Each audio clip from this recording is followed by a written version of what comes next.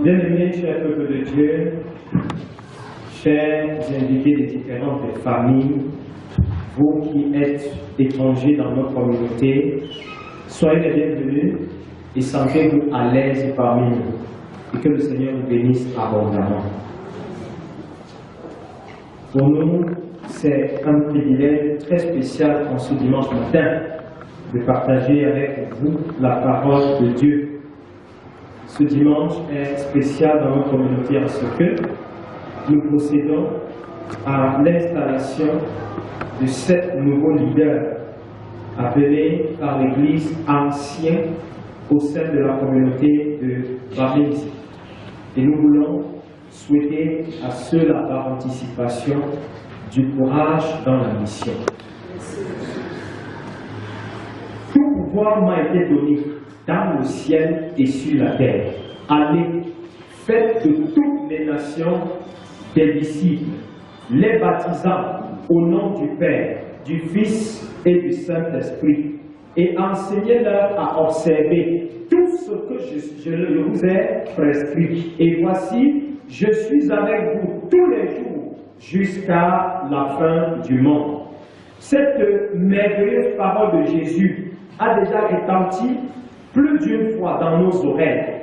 Et cette parole, baptisée par les théologiens la Grande Commission, est l'élément à partir duquel Dieu rappelle à l'Église sa raison d'être.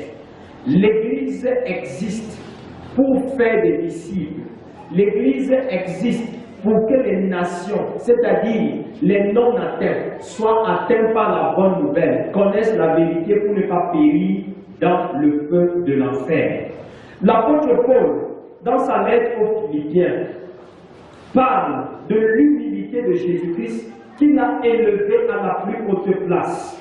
Il laisse entendre, je le cite, « Il s'est humilié lui-même, se rendant obéissant jusqu'à la mort, même jusqu'à la mort de la croix. C'est pourquoi aussi Dieu l'a souverainement élevé et lui a donné le nom qui est au-dessus de tout nom. » Je m'arrête à ça. En effet, lorsqu'on écoute cette parole, ça nous donne de réaliser qui est Jésus, qu'est-ce qu'il a fait, comment est-ce qu'il a rendu ministère, qu'est-ce qui fait de lui le personnage le plus important de l'histoire. Qu'est-ce qui fait de Jésus la personne la plus importante de la vie de tout un chacun. En effet, après avoir pleinement accompli sa mission, en se donnant en sacrifice pour le salut de quiconque croit, Jésus achève avec les siens en Galilée, contrée dans laquelle il a tout commencé. Bien qu'il soit sur le point de retourner au Père, il n'est pas question pour lui que l'œuvre de Dieu s'achève. En réalité, il a passé 3 années à leur communiquer un modèle et voudrait voir celui-ci se perpétuer. Le vœu de Jésus, c'est que le Père soit connu de tous, que l'amour de Dieu soit prêché partout, pour que le monde soit délivré de la cécité dans laquelle Satan l'a plongé. Même si Satan œuvre pour que tous périssent, Dieu en Jésus nous a donné l'antidote contre la mort éternelle. C'est pourquoi, avant toute chose, Jésus rassure les siens en ces propos. Tout pouvoir m'a été donné dans le ciel et sur la terre. Autrement dit, j'ai soumis le ciel et la terre. Aucune puissance ne surpasse la mienne. Jésus veut ainsi dire la magie, la sorcellerie, l'occultisme sur toutes ses formes, la divination, l'astrologie et ses corollaires ont totalement été soumis. Déjà avant sa passion, il les rassurait en ces termes. Vous aurez des tribulations dans le monde, mais prenez courage, car j'ai vaincu le monde. Jean 16, verset 33.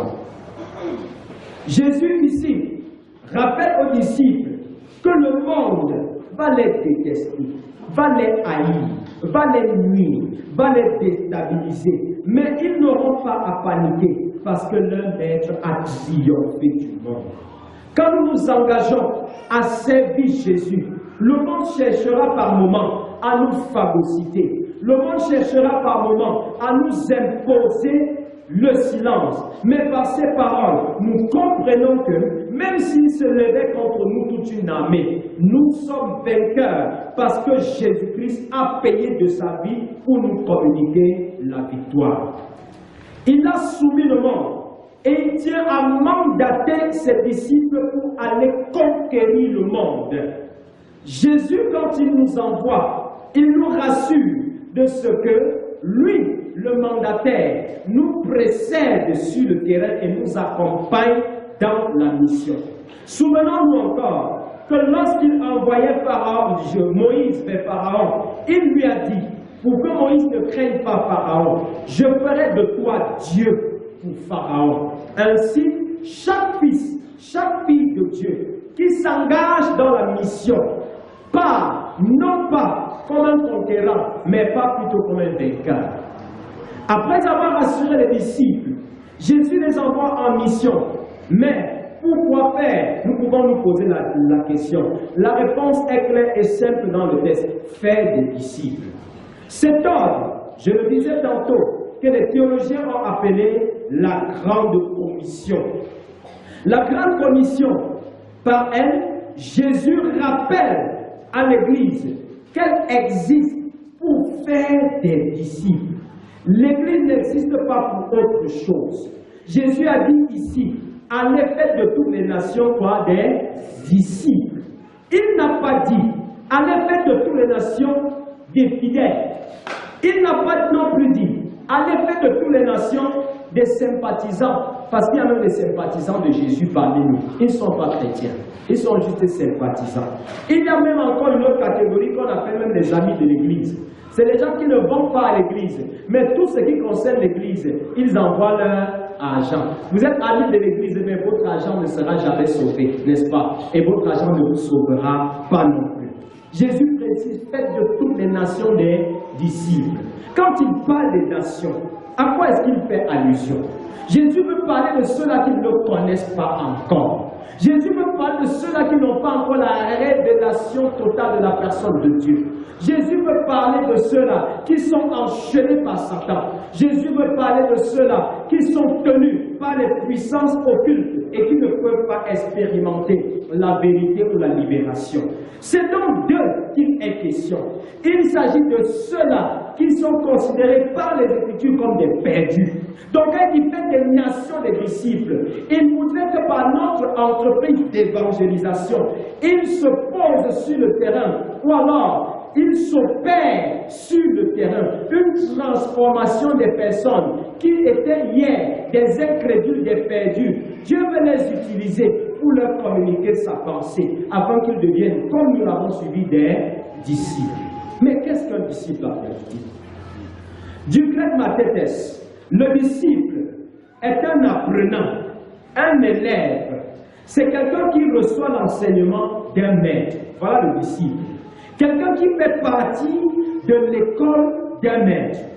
C'est une personne qui suit quelqu'un qu'elle considère comme maître à penser. Donc lorsque vous suivez la doctrine de quelqu'un, l'enseignement de quelqu'un, et que vous êtes même prêt à mourir pour cette personne, vous devenez par là son disciple. Le disciple de Jésus maintenant, c'est qui? C'est celui qui accepte de se mettre à l'école de Jésus. Le disciple de Jésus, c'est celui qui marche sur ses traces. Autrement dit, celui qui le suit, qui cherche à imiter en tout point Jésus son modèle. L'apôtre Paul, parlant aux chrétiens de Corinthe, disait: soyez mes imitateurs, comme je le suis moi-même de Christ. Le disciple de Jésus, c'est celui qui imite Jésus. Le disciple de Jésus, c'est celui qui reproduit le modèle de Jésus. Lorsque vous êtes disciple de Jésus, si les gens cherchent Jésus, qu'ils ne rentrent pas dans l'histoire le trouver, mais en vous voyant vivre, qu'ils trouvent Jésus. Mais la question qu'on se pose, est-ce que lorsque le monde regarde les chrétiens aujourd'hui, ils voient Jésus? Est-ce que quand le monde, tes voisins du quartier, beaucoup m'inviter leurs voisins, n'est-ce pas, pour la fête? Est-ce que quand les voisins là te regardent, il voit Jésus. Toi qui es sorti de la maison avec une grosse Bible comme la mienne le matin, est-ce que quand les voisins qui t'ont vu sortir là te regardent, ils voient la personne de Jésus? Le disciple, c'est une, je ne veux pas dire une photocopie, mais c'est une copie de la personne de Jésus. Le disciple, c'est un autre Jésus, mais dans un autre corps. C'est ça le disciple de Jésus. Et pour comprendre davantage ce que c'est qu'un disciple de Jésus, commençons un peu par voir ce que le disciple de Jésus n'est pas. Le disciple de Jésus n'est pas un fanatique religieux. Le fanatique religieux dépend bec et ongle une idéologie, quand bien même celle-ci s'éloigne des standards de Dieu. Le fanatique religieux, c'est celui qui défend une doctrine et peut exposer sa vie pour cette doctrine, sachant bien que cette doctrine n'est pas de Dieu. Le fanatique religieux, c'est celui-là qui suit un leader égaré et perdu, qui s'appelle pasteur, apôtre ou docteur, mais qui ne prêche pas l'évangile. Voilà le fanatique. Le disciple n'est pas un fanatique religieux. Le disciple n'est pas forcément un responsable de l'Église, parce que, permettez-moi de dire, on peut être pasteur sans être disciple de Jésus. On peut être leader à n'importe quel niveau. Voilà les niveaux anciens. Voilà les conseillers et tout. On peut être leader sans être disciple de Jésus. Et l'une des raisons pour lesquelles l'Église aujourd'hui est presque profanée, c'est parce qu'on a tellement de leaders qui ne sont pas à la base disciples de Jésus. Quel que soit ce que vous voulez être dans l'Église du Seigneur, vous devez commencer par le discipulat. De même que pour être enseignant, que ce soit au primaire, au supérieur ou au secondaire, il faut passer par l'école normale. Pour diriger dans la maison du Seigneur, il faut s'inscrire à l'école normale de Jésus, qui est l'école du discipulat. Le disciple n'est pas un activiste religieux. L'activiste religieux, c'est une personne zélée pour tout ce qui se fait dans les assemblées locales. Mais, quand vous interrogez un peu sa vie, vous aurez honte, parce que ce qu'il présente comme modèle n'a rien à voir avec ce que Jésus est en réalité. L'activiste religieux, c'est celui qui est présent dans tout ce que vous entreprendrez. C'est celui qui est présent quand vous le voyez peut-être se déployer, que ce soit dans la chorale, que ce soit dans les mouvements, que ce soit dans les activités saisonnières ou des activités régulières. Il est tellement là, mais celui-ci n'a jamais connu la transformation véritable. Voilà l'activiste religieux. Et ce matin, le Seigneur nous dit que le disciple n'est pas un activiste. Qui est donc le disciple de Jésus? Quand il dit « faites de toutes les nations des disciples », Jésus veut parler de qui? Le disciple de Jésus, c'est une personne totalement détachée du monde et entièrement attachée à Christ. Je reprends. Le disciple de Jésus, c'est une personne totalement détachée du monde et entièrement attachée à Jésus. Voilà le disciple de Jésus. Jésus a dit que si nous voulons le suivre, la condition sine qua non pour le suivre, c'est que tu renonces à tout. Le disciple, c'est donc celui qui a renoncé à tout, et même à lui-même, pour suivre Jésus. Si vous n'avez pas renoncé à vous-même, vous ne serez pas à même de devenir disciple de Jésus. Et très souvent, lorsque vous verrez des personnes qui dirigent en parlant tout le temps d'elles-mêmes, peut-être 90% d'eux-mêmes et 10% de Jésus, ils ont raté quelque chose. Ils ont peut-être connu ce qu'on appelle la promotion collective, alors qu'avec Dieu, je vous le dis toujours, la promotion collective n'existe pas. La promotion individuelle. Ce n'est pas parce que les gens se sont levés que toi, tu dois aussi te lever. Ce n'est pas parce que les gens sont en train d'adorer Dieu de telle manière que tu dois le faire. Chacun connaît ce qu'il est en train d'exprimer devant le Seigneur. Celui qui pleure, c'est pourquoi il pleure. Celui qui saute, c'est pourquoi il saute. Celui qui rit, c'est pourquoi il rit. Ce n'est pas parce que les gens ont pleuré que tu dois aussi pleurer. Avec Dieu, ça ne se fait pas. Donc le disciple, ce n'est pas un suiviste. Ce n'est pas quelqu'un qui suit aveuglement, même si ceux qui est en train de suivre sont en train de se perdre. Non. Le disciple, c'est quelqu'un qui a totalement renoncé à lui, renoncé à ses intérêts, renoncé même parfois à ses ambitions pour suivre Jésus. Tous les 12, je veux dire, qui ont suivi Jésus avaient une occupation, mais ils ont renoncé à cette occupation. Et si parmi nous-mêmes à l'église, on se rend compte qu'il y a des personnes qui ont encore des mentalités rétrogrades, c'est parce que ceux-là veulent suivre Jésus, mais ne veulent pas en renoncer. Si on se rend compte qu'il y a des personnes qui ont encore des attitudes qui ne rappellent que le monde, c'est parce qu'ils veulent suivre Jésus, mais n'ont pas renoncé à eux-mêmes. Avant que tu ne connaisses Jésus, tu aimais quelque chose, tu étais attaché à quelque chose. Quand je parle de quelque chose, ça s'appelle la bière. Quand je parle de quelque chose, ça s'appelle l'alcool. Quand je dis la drogue avec les jeunes. Si tu ne renonces pas à ces choses, tu ne peux pas devenir disciple de Jésus. Le disciple qui s'est détaché. L'apôtre Paul, quand il prend son modèle dans Philippiens chapitre 3, au verset 7, je vais le citer, il dit, mais ces choses qui étaient pour moi des gains, je les ai regardées comme une perte à cause de Christ. Qu'est-ce que tu regardes aujourd'hui comme des gains? Qu'est-ce que tu regardes aujourd'hui comme un avantage? Qu'est-ce que tu regardes aujourd'hui comme une source de gloire personnelle? Tant que tu n'as pas renoncé à ces choses pour suivre Jésus, tu n'es pas encore qualifié pour être un disciple. Le disciple véritable, c'est celui qui est capable de faire d'autres disciples. Autrement dit, c'est quelqu'un qui est capable d'engendrer d'autres disciples. Dieu, quand il bénit Adam et Ève dès la jeunesse, qu'est-ce qu'il dit? Soyez féconds, multipliez, remplissez, dominez et assujettissez la terre. Ce que Dieu a dit à Adam et à Ève, c'est ce que Jésus vient réitérer en fait aux disciples. Quand il dit faites de toutes les nations des disciples, il est en train de dire, tel que vous êtes, je vais avoir dans les mois qui suivent, dans les années qui suivent, d'autres personnes comme vous. Je peux m'amuser à vous poser une question ici, n'est-ce pas? Qui est disciple de Jésus? Baissez la main. Je viens de dire que le disciple, c'est celui qui est capable d'engendrer d'autres disciples. Je pouvais encore poser une autre question, qui est pour celle que je viens de poser. Si tu es disciple, montre-moi les disciples que tu as engendrés.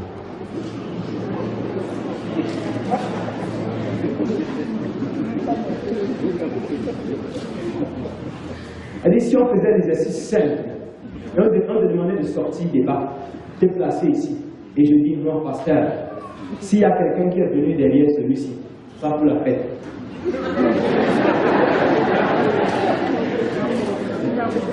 Mais pour suivre Jésus, aligne-toi. Tu es disciple, tu es stérile, tu es un disciple inutile. Tu es disciple, tu ne prêches pas l'évangile, tu es disciple inutile. Tu es disciple, quand on organise des campagnes d'évangélisation, tu as tous des motifs pour ne pas partir. Parfois tu vas dire boulot, famille, temps, tu es disciple inutile. Tu n'es pas encore digne du royaume. Jésus dit, faites des nations des disciples. Paul parlant à son fils Timothée, 2 Timothée 2, verset 2, il dit, et ce que tu as entendu de moi, confie-le à des hommes fidèles, qui soient capables de le confier à d'autres. Vous voyez dans le processus, il dit, ce que tu as entendu de moi, confie-le à des hommes fidèles, qui eux soient capables de le confier à d'autres, ainsi de suite. Si l'Église s'engageait à faire chaque jour des disciples, ce qu'elle n'est pas ce qu'elle est aujourd'hui. L'Église aujourd'hui est une forme qui n'est pas connue par le ciel. Parce qu'au lieu de faire des disciples, nous sommes battus pour faire des fidèles. Parce qu'au lieu de faire des disciples, nous sommes battus pour faire des adeptes d'une certaine religion, d'une certaine tradition, d'une certaine manière de faire. Ce n'est pas de ça qu'il est question. L'Église n'est pas un parti politique où on va dire suivez notre président du parti qui s'appelle Jésus, va vous donner telle chose. Non. L'Église est un cadre institué par Jésus lui-même pour engendrer. L'Église est comme une maternité. Quand on entre là-bas, c'est pour enfanter. Lorsque vous entrez dans l'Église, sachez que vous avez pris l'engagement de devenir fécond et d'engendrer de multiples disciples de Jésus. Le vrai disciple, c'est celui qui produit le fruit de l'esprit. Bien-aimés dans le Seigneur, si parmi nous, des attitudes telles, les murmures, les sectes, les colportages, les animosités, comme nous le disions dimanche dernier, sont légion. C'est simplement parce que des fils du péché, mandatés par Satan souvent, ont fait irruption dans l'Église avec pour seule mission et pour seule ambition de faire des disciples, mais pas pour Jésus, mais plutôt pour leur maître. Ce n'est pas tous ceux qui sont parmi nous là qui sont venus faire des disciples pour Jésus.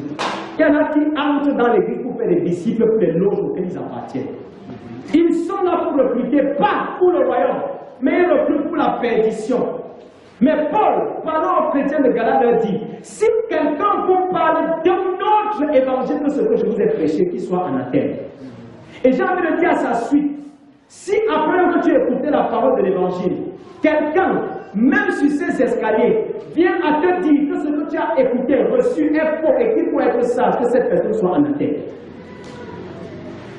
Si quelqu'un, après que tu aies reçu la bonne sémence de la parole de Dieu dans ton cœur, venait à vouloir te détourner de la vérité, Paul dit que cette personne soit anathème. Si quelqu'un venait à vouloir t'enlever l'espérance que Jésus a déposée dans ton cœur, que cette personne soit anathème. Et quand il parle d'anathématiser des personnes, il voulait dire, parce que dans l'église ancienne, quand il y a quelqu'un qui est anathème, c'est-à-dire qu'on te chassait de l'assemblée. Quand il dit que cette personne soit anathème, il dit que cette personne soit chassée de l'assemblée. Pour que le réveil arrive, bien aimé, il y a des gens que Dieu va chasser de l'église. Et quand ils vont aller rester chez eux, on va penser qu'ils ont démissionné, mais c'est Dieu qui les a chassés de l'église.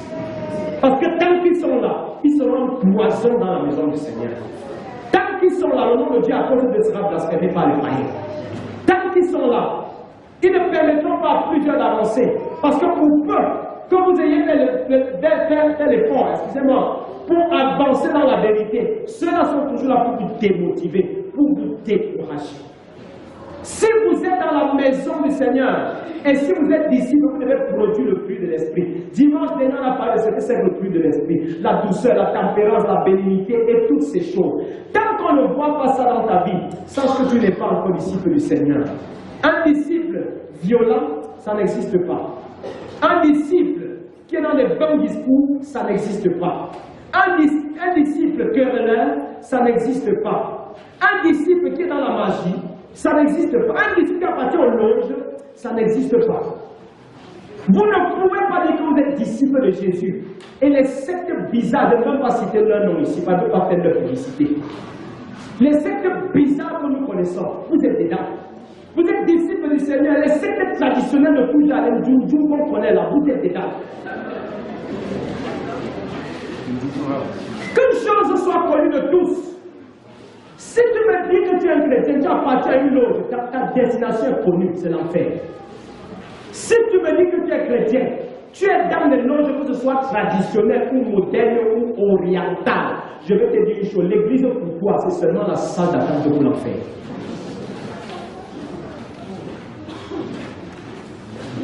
Nous ne voulons pas d'une église qui soit pour certains une salle d'attente pour la perdition éternelle. Dieu veut que tu sois ici pas pour te perdre, mais pour te préparer à la rencontre du Père. Pourquoi les gens continuent et persistent dans ces voies? Tu sais que tu es sur le mauvais chemin. Tu es conscient de ce que le milieu bizarre où tu es, ou bien là dans ton oreille tous les jours. Courage, continue, je suis avec toi.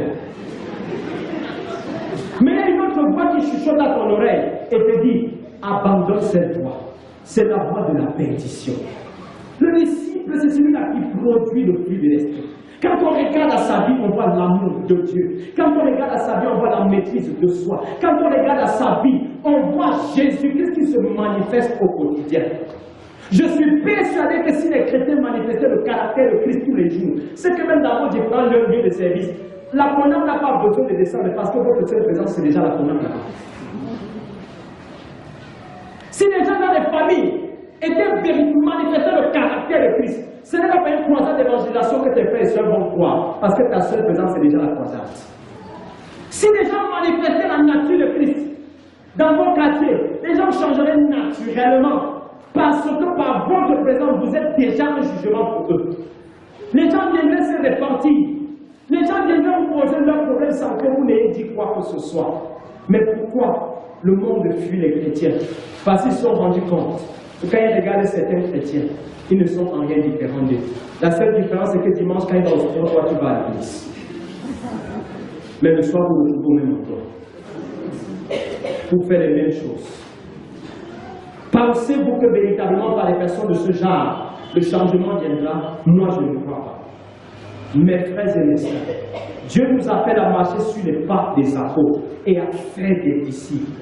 Notre mission, la seule d'ailleurs qui nous a été confiée par Jésus, c'est de faire des disciples. Le monde se détruit, les âmes se perdent parce que Satan les séduit.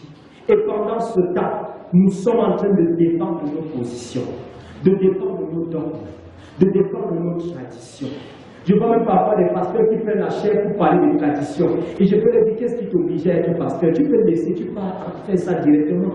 Si tu crois que le marabout aussi est bien, abandonne, enlève la robe. Tu peux installer ta clinique traditionnelle, les gens viendront là-bas. Le monde est en train de périr. Les chrétiens dorment tranquillement. Un prédicateur disait qu'il a déjà vu le lit de Satan. Comme on dit que Satan ne dort pas, mais les chrétiens dorment.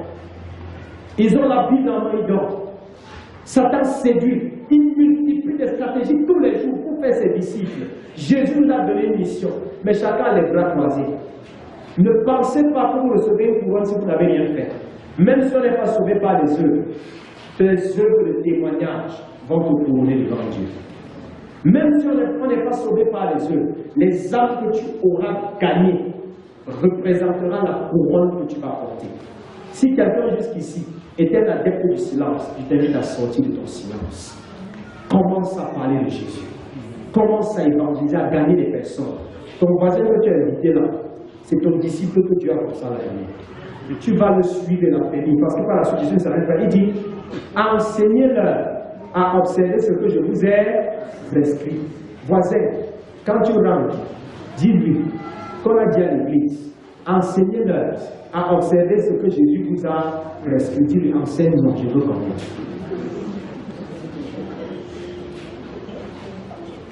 On est ensemble?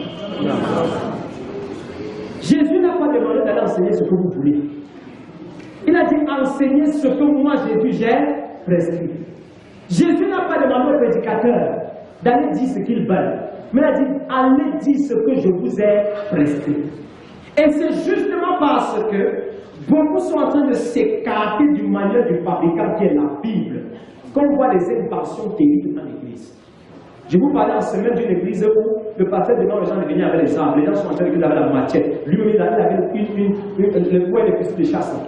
Lui, il avait ça. Pour tuer des démons, sorcellerie. Il a dit, enseignez-leur à observer ce que moi, Jésus, je vous ai prescrit. Ce que vous faites là, c'est Jésus qui a prescrit. Les bonbons spirituels comme on c'est Jésus qui a prescrit. Les pommes spirituelles, c'est Jésus qui a prescrit. Les mouchoirs, c'est Jésus qui a prescrit. Il a dit, enseignez-leur à observer ce que je vous ai prescrit. Et si vous le faites, je suis avec vous tous les jours jusqu'à la fin du monde. Donc si Jésus n'est pas avec toi, ou si tu as le sentiment de ce qui n'est pas avec toi, c'est parce que tu n'es pas en train de faire ce qu'il t'a prescrit. Si tu fais ce qu'il t'a prescrit, il sera là. Et ce que tu diras, il va concrétiser sa part et signer des miracles. Les miracles ont foutu le camp par endroit, parce que les gens ne sont plus en train de faire ce que Jésus a prescrit. Et pour ne pas essuyer la honte, ils vont chez Satan chercher le pouvoir pour venir servir Jésus. Tout pouvoir m'a été donné dans le ciel et sur la terre. Allez, faites de toutes les nations des disciples. Baptisez-les au nom du Père, du Fils et du Saint-Esprit. Enseignez-leur à observer tout ce que je vous ai prescrit. Voici, je suis avec vous tous les jours jusqu'à la fin du monde. Amen. Est-ce qu'on peut se lever?